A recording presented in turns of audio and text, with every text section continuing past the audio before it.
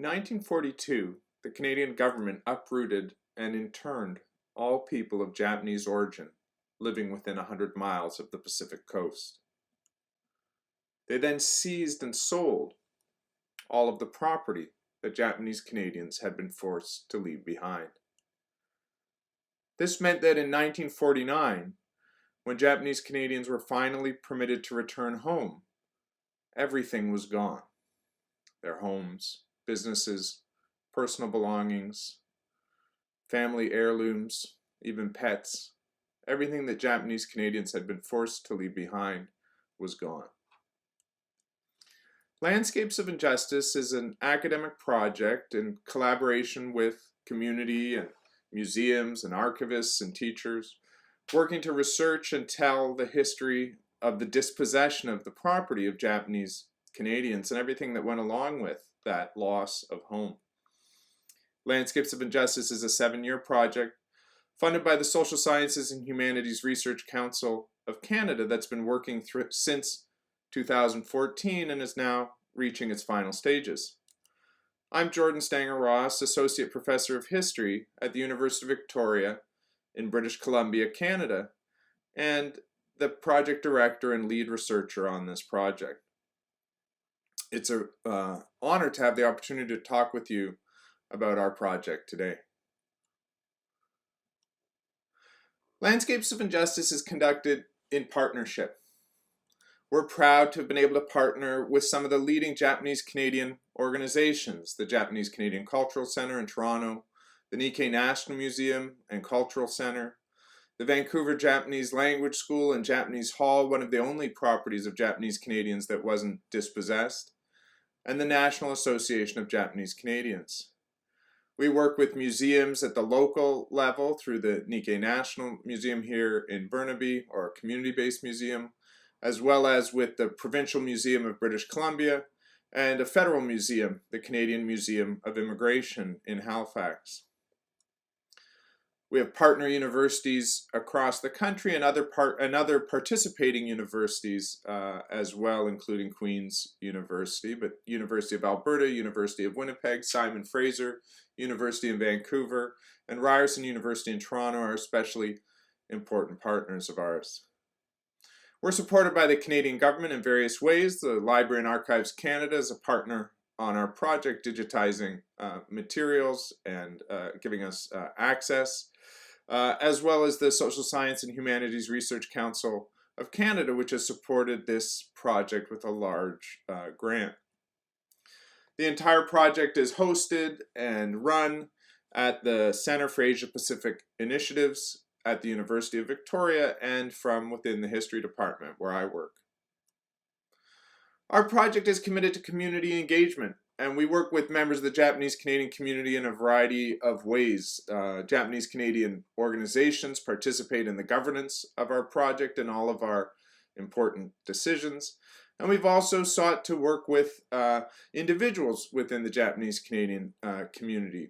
On the left in this image is Art Mickey, who was the president of the National Association of Japanese Canadians in the 1980s when it negotiated a redress agreement here and an acknowledgement of wrongdoing on the part of the federal government that in some ways was like that in the United States. And Art is a member of our community council to which we report our activities, as well as a member of our steering committee, which oversees the intellectual direction of our project. Audrey Kobayashi on the right was a young researcher in the 1980s, supporting the redress campaign as well. She's now a distinguished researcher and geographer at Queen's University in Ontario, and she's a member of both our steering and executive committees and one of our lead researchers. So our project works to ensure that we have collaborative, integrated governance in which all those different kinds of organizations and a mix of Japanese Canadians and non-Japanese Canadians work together, academics and non-academics, to ensure that the project is diverse in its perspectives and its outputs and its approach. We're committed to student training and participation. We've had over 150 student fellowships in this project, and students from all across the country have had the opportunity to not only support us in our research and do vital research activities with us, but also to be mentored by academics in a variety of disciplines, connect with senior members of the community who lived through this experience, and help participate in the crucial decisions of our project as well, research decisions around directions of activity. Our project was divided into two phases. In 2014, we began what was a research phase, where our efforts, directed under largely academic leadership, went into different areas of research. So we had a land title and government records cluster that was doing land title research on properties, real estate that have been taken from Japanese Canadians, as well as examining the very voluminous records of the federal government of this process of dispossession. We recorded over 100 oral histories. We digitized, collected, and analyzed records that were held by the community themselves. A legal historian at the University of Alberta examined how this process was made legal, and we mapped Japanese Canadian communities and examined their history through those records of the province as well. In the second phase, which is now coming close to an end, we've worked to create diverse outputs of this research: a museum exhibit, a public history website, an archival website that will convey all of our research materials to community members and to future researchers, and teacher resources for secondary and elementary classrooms across Canada. And I'm going to share some of those outputs with you in a moment. Our research has sought to situate the uprooting and internment of Japanese Canadians and their dispossession within a long history of race in Canada that included debates about and policies around Indigenous people. And these images come from arguments of the federal government about the status of Inuit people. And that history, those debates that unfolded in the 1930s came just before the history of the internment of Japanese Canadians. And we have to think about the history of race in Canada and where this fits. Our research emphasizes Japanese Canadian individuals and families, such as the family of Rikizo Yonayama, who lived in Haney, British Columbia, just outside of Vancouver, and had a farm there. And in the 1940s, when his property was taken from him and sold, Rikizo, who you can see in the dark sunglasses in this image, wrote about the profound impact of that loss of home and everything that the farm had meant to him, an immigrant, in raising his children, Canadian-born children, and all the hopes that he had had for the future, and what the destruction of that future meant to him and his family. And hundreds of Japanese Canadians, thousands in fact, wrote letters, protest, organized a legal case to challenge their dispossession, and their voices are a central aspect of our project. Our project is also concerned with the people who actually made these decisions. Someone like Glenn McPherson, a lawyer from the prairies in Canada, who came to Ottawa as a young man and moved up quickly through the bureaucracy and found a role for himself in the custodian of enemy property, the body of the federal government that was responsible first for safeguarding the property of Japanese Canadians during the internment, and then, under McPherson's leadership, turned instead to the task of dispossessing them of everything they'd been forced to leave behind. So we ask why people like McPherson made the choices that they did, and what other choices they could instead have made. Our project is also concerned with thousands of everyday Canadians who, among other things, looted and vandalized and stole from the properties of Japanese Canadians in the days and weeks after they were uprooted from their homes. We're concerned with people like Mrs. Mary Smith, who you can see here on the upper left, who is shining the window of a property taken from Japanese Canadians in February of 1942 and advertising its new white ownership to the readers of the Vancouver Sun. And also with the more complex histories of people like Jim Lemon, who you can see on the bottom right, a Chinese Canadian who also subjected to decades of racism before the Second World War sought to make clear that they were not, in fact, Japanese Canadians during the Second World War in the 1940s. The results of our research investigating these diverse sources with a diverse group of people doing that work together, our results are also varied. We have traditional academic outputs, and I'm proud of these two books. Witness to Loss is a really challenging book about a Japanese Canadian who participated in the dispossession of his own community. He sat, a man named Kishizo Kimura, who sat on committees that oversaw the forced sale of fishing vessels and of homes in the Vancouver area. And this book tries to ask from a variety of perspectives, why did Kimura participate in that way, and how should we remember him? Landscapes of Injustice is a book coming out just this summer in August of this year, and it presents the summative research conclusions of the entire project. It has student, authors, senior academics, Japanese Canadians, non-Japanese Canadians, all of us together puzzling through all of the research that we did together. It's a book that includes oral histories and economic analyses and policy discussions, all of the various facets, legal history, all the facets that I've described already. Our work has been in the public eye, and we've sought and have received media attention for the work that we've been doing in ways that are troubling. As this audience will know, the dispossession of Japanese Canadians has seemed increasingly politically relevant in the period that we've been doing our work. We're creating, as those museum partners that you saw at the beginning would suggest, we're creating a museum exhibit. And the exhibit is curated by the Nikkei National Museum and the Royal BC Museum together. It will have a national tour in Canada, and we'll be seeking international venues as well, and would hope to show this show in the United States, certainly, where the history is has connections with and some similarities to, but also differences from the American story.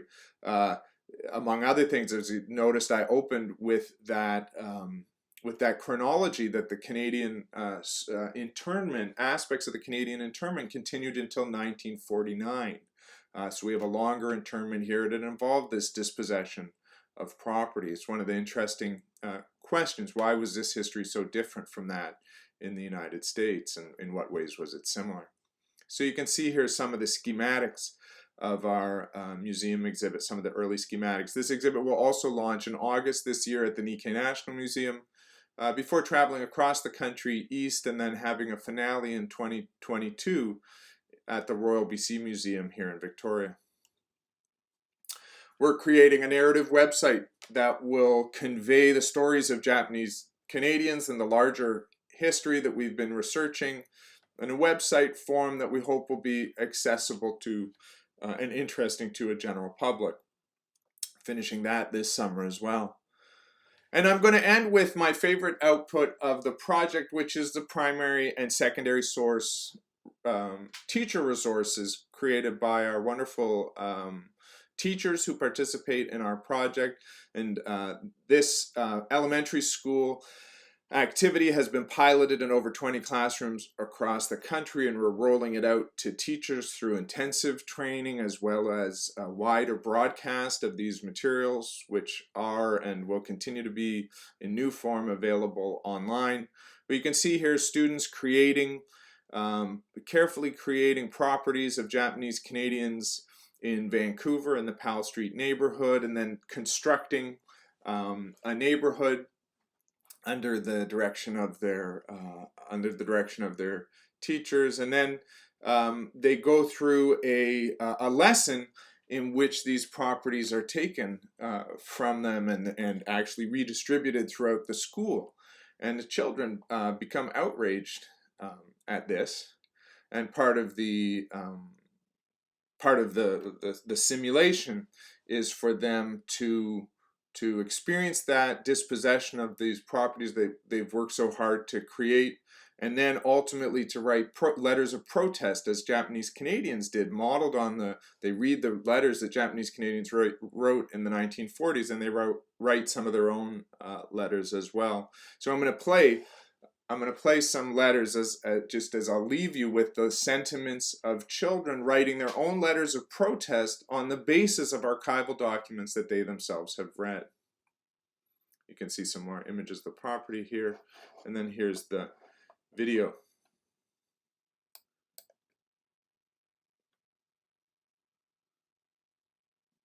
January 16th, 1947. Dear Government, greetings. My name is Hisa Aikida, and I am a 31-year-old married and pregnant Japanese-Canadian woman. Dear Government, greetings. My name is Tomoro Akita. I am a Japanese-Canadian citizen who has been affected by your decision to intern all Japanese. Dear Government, my name is Isawaki Fujiwara. I am 18 years old and I am a Japanese Canadian who used to live on 379 Powell Street. Greetings. My name is Mukai Otomatsu. I am 40 years old. I fish and I have a wife and 2 kids. I work at the local fish market on Powell Street. My family has been living in Vancouver, BC for our whole lives. I'm a parent to 2 and a wife. I do not appreciate the way that the Japanese are being treated. I am concerned about your decision to intern all Japanese, Canadian or not. I think our internment is very unfair because we are all Canadians and we all deserve to be treated equally no matter what race we are. Those who are not Japanese don't get sent away. It's not fair. I think that we shouldn't be sent to these internment camps. I own a boat, a house, fishing gear, a car, and a fish market. My husband and I own a sewing machine store on Powell Street. I'm a professional sewer and tailor. We sell sewing machines that are sold in Japan. We also own fabrics made in Japan. These fabrics are very rare and hard to find. I have worked on my collection of these rare fabrics for my entire lifetime. These fabrics are part of my heritage, and because I live in Canada, which is my home, you still have no right to take these away from me. We could only bring a certain amount of things, and I had things that I couldn't bring that were important to me, like a I recently received a notice saying that my property is on sale and I have gotten $155 for all of my possessions, which have been auctioned off. I am not an idiot. Of course, I did not get a fair amount of money. that you had promised me and every other Japanese Canadian that we would have our properties untouched, but now they are being sold? You did not keep your promise to us. Even so, the possessions I have bought and the property I own cannot be sold and taken away forever. Now my family has nothing to come back to.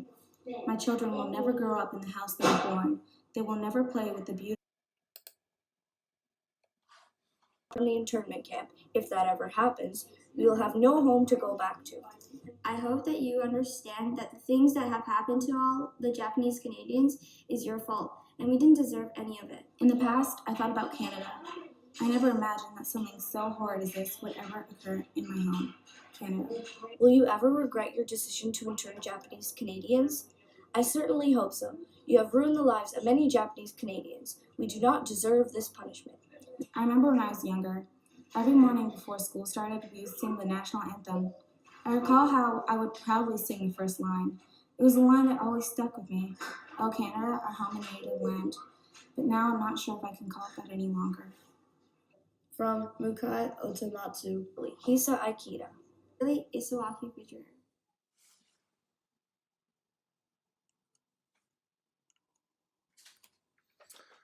It's the conviction of our project that this history still matters, that it deserves telling today, and we're working hard in partnership with one another to ensure that it is.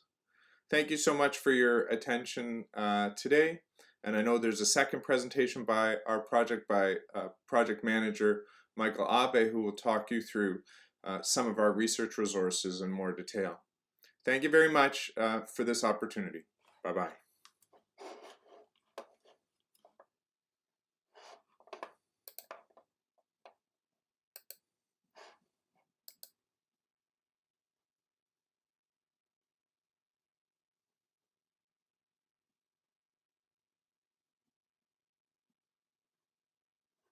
Welcome to a short introduction to the Landscapes of Injustice digital archive database that will be launched later in 2020.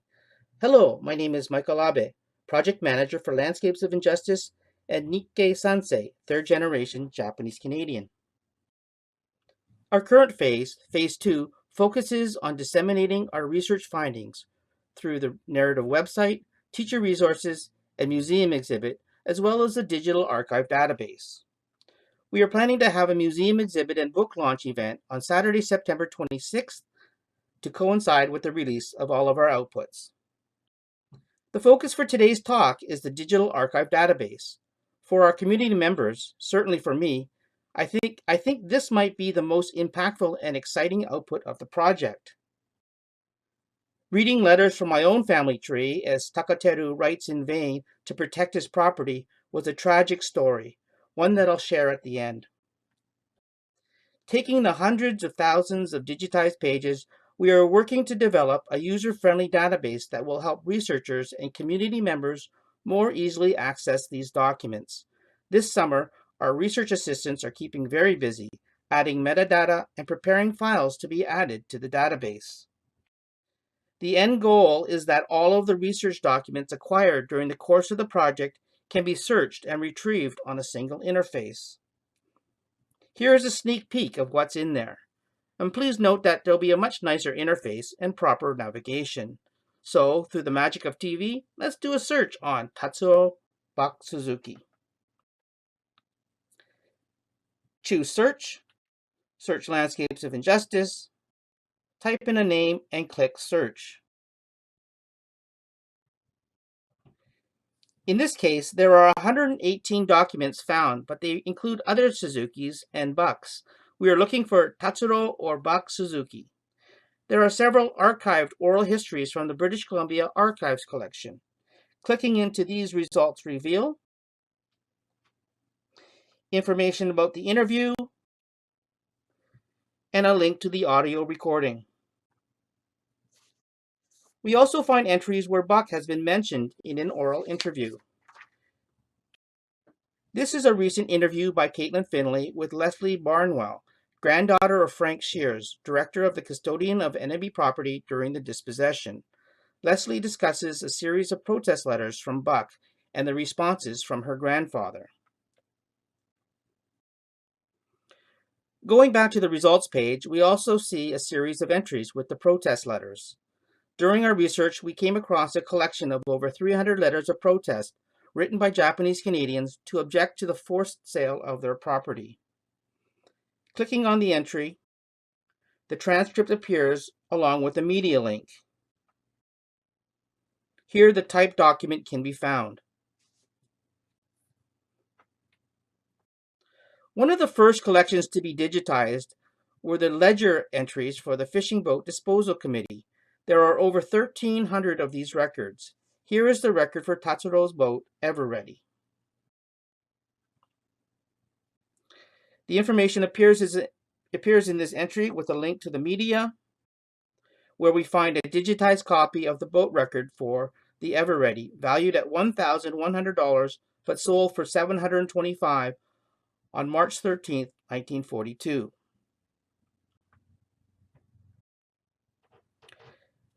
This result points to the transcripts of the Bird Commission case file for Tatsuro. A bit of background on the Bird Commission.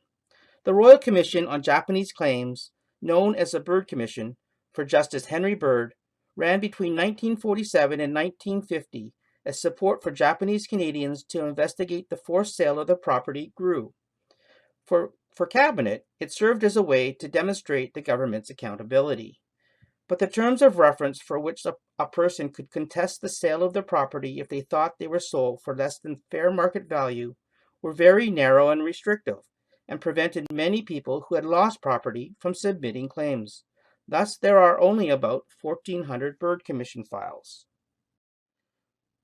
But the records are useful and interesting and provide a glimpse into the arrangements the claimants made for their property. It gave a perspective of what they claimed in 1947, including evidence like detailed lists of inventory, farm appraisal reports, diagrams of property lines and layout, and correspondence. and evidence of how they argued their case for compensation to the Commission, even within the restricted terms. Here we see page 1 of the claim summary on the left, and on the right the title page for the file, which indicates how much, if anything, was paid to the claimant. In this case, Buck estimated his land to be worth $1,071, buildings $4,700, and after some adjustments, a total value of $5,000. He received $1,931 when the custodian sold his property, leaving him with a loss of $3,069. On the right, we see that he was awarded $1,827.74, far better than other claims I've seen. The Library and Archives Canada has digitized the almost 15,000 case files of the Office of the Custodian for use in the database. These can be requested directly from Ottawa, but soon we can provide easier and faster access. Here is the case file number 11499 for Tatsuro Buck Suzuki. They begin with general information about the individual, real property, and personal property, insurance, war bonds, liabilities, if any, etc. Often people can find the addresses prior, during, and after the uprooting for the relatives. Detailed property summaries contain a great deal of information about the individual's situation. And sometimes photos of homes and buildings can be found. Many people are excited to see handwritten letters or signatures of their ancestors. Here is the beautiful script of Tatsuro. And here we see a copy of the actual handwritten protest letter pages that we saw earlier in the presentation. And the last page of his letter. I can obtain, I think, from the builder of my house, a statement saying that to build a house like mine would cost between $4,000 and $4,500. Mr. Shears, I am not blaming you personally, but I wish to go on record as being very dissatisfied with the sale price of my property as negotiated by your office. I would be very grateful for either a personal or official letter from you. Continuing in my trust, I am, sincerely yours, Tatsuro Suzuki. It was from these documents that we searched and sent to over 50 members of the Japanese Canadian community over the past year. Encouraged by their reactions and interest, they became the catalyst for several recent online panel discussions. Several community members shared their stories and experience with the documents, including new information that they learned about their family history. Here's just a snippet. Many people commented on the fact that their grandparents invested in war bonds to help support Canada in the war effort. Here, Laureen is shocked to see that not only these certificates being redeemed, but a significant, substantial commission is being taken. Reiko relates that it has always angered me that my grandpa was treated like a criminal when he was innocent. The record of his arrest in the file is invaluable to me, as terrible as it is, because it describes this moment in time in a way that sheds light on my grandpa's unjust treatment. Subject was placed under arrest and handed over to the military guard. Receipt for his living body attached hereto is a chilling sentence. The records concerning my family's war saving certificates and hospital fees were also illuminating, but difficult to grapple with. With inflation, the hospital fees for Kocho alone would be equivalent to over $70,000 in 2020. The effects of forced poverty are felt in my family today. Stacy learned that her grandparents had a house in downtown Steveston, 2nd Avenue, south of Chatham. Her great-grandmother had purchased the land for her grandfather, who then had the house built. Her grandparents married in 1941, and that is where they lived until they were forced to move to Manitoba.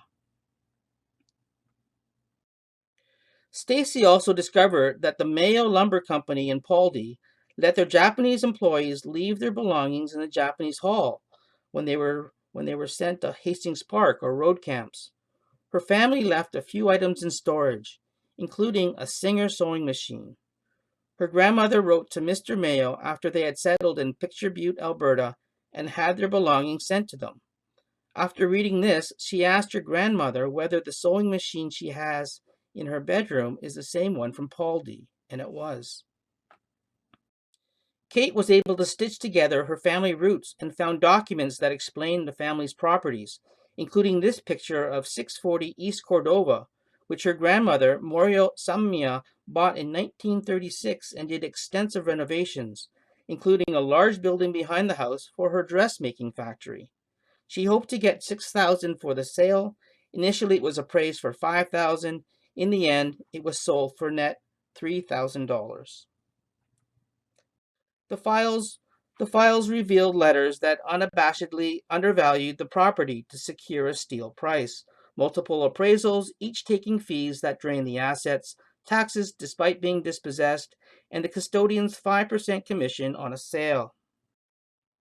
Here you see an inventory that Morio had made of the household belongings, listed with a total value of $409. On the right, a furniture appraiser offered to take it all for $40. On reading the correspondence, Kate said, "My stomach knotted with disgust, sadness, and rage at this plunder. And to see each person reduced to a number. That's my great-grandmother's number, 5150. Patty found it amusing to read her dad's letter to the custodian, saying he received his table tennis trophy. They shipped it to London, Ontario, where he was living, but had to pay 43 cents for collect charges. As well, it was in rough shape. Apparently, they refunded his 43 cents. David, very knowledgeable in his father's family history, waded through hundreds of pages on his lesser-known mother's side.